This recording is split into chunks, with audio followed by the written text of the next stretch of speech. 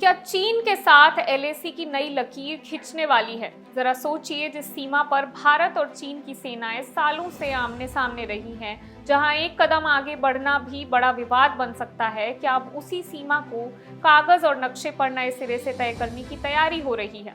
अजीत डोभाल और चीन के विदेश मंत्री वांग यी की मुलाकात के बाद यही सवाल सबसे ज्यादा चर्चा में है। लेकिन कहानी में ट्विस्ट ये है, एलएसी की नई सीमा रेखा अभी तय नहीं हुई है। हाँ, दोनों देशों ने पहली बार सीमा के कुछ हिस्सों में जल्द और ठोस प्रगति यानी अर्ली एंड सब्सटैंशियल हार्वेस्ट की दिशा में आगे बढ़ने पर सहमति जरूर जताई है। दरअसल 25 अगस्त को बीजिंग में भारत के एनएसए अजीत डोभाल और चीन के विदेश मंत्री वांग यी के बीच 25वें स्पेशल रिप्रेजेंटेटिव स्तर की बातचीत हुई। इस बातचीत के बाद दोनों देशों ने 8 पॉइंट का कंसेंसस जारी किया और इसमें सबसे महत्वपूर्ण बात है बाउंड्री डेलिमिटेशन, यानी लंबे समय से विवादित सीमा के सवाल को सिर्फ बातचीत तक सीमित रखने के बजाय अब कुछ हिस्सों में सीमा निर्धारण की दिशा में ठोस काम आगे बढ़ाने की बात हुई है। इसके लिए WMCC यानी वर्किंग मैकेनिज्म के तहत बनी expert group on boundary delimitation और working group on border management आगे काम करेंगी। लेकिन उनका पहला काम ही होगा अपने अपने टर्म्स ऑफ रेफरेंस यानी काम करने का दायरा तय करना। मतलब साफ है, अभी लकीर नहीं खींची है, लेकिन लकीर खींचने की प्रक्रिया को आगे बढ़ाने की तैयारी जरूर शुरू हो गई है। अब सवाल है, अगर ऐसा होता है तो भारत को क्या उम्मीद है?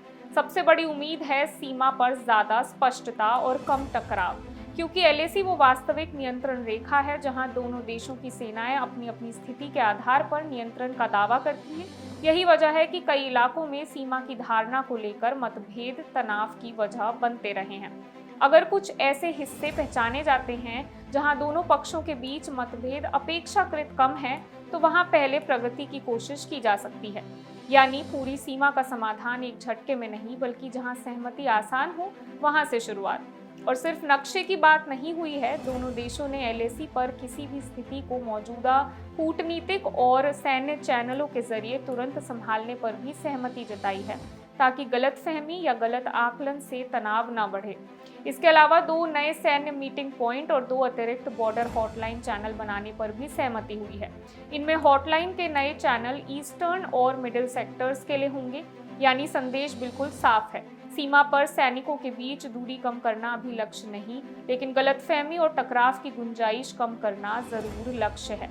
लेकिन भारत के लिए असली परीक्षा अब शुरू होगी, क्योंकि कागज पर सहमति बनाना एक बात है और जमीन पर सीमा निर्धारण करना दूसरी।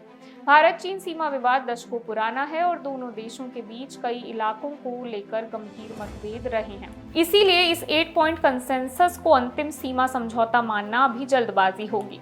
फिलहाल इसे एक ऐसी प्रक्रिया की शुरुआत के तौर पर देखा जा सकता है जिसमें दोनों देश पहले अपेक्षाकृत आसान हिस्सों में प्रगति तलाश सकते हैं और फिर मुश्किल इलाकों की तरफ बढ़ सकते हैं।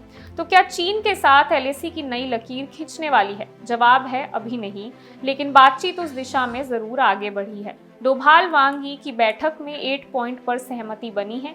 सीमा निर्धारण के लिए एक्सपर्ट ग्रुप आगे बढ़ेगा, 2 नई हॉटलाइन और 2 नए मीटिंग पॉइंट बनेंगे और अगली स्पेशल रिप्रेजेंटेटिव्स बैठक 2027 में भारत में होगी।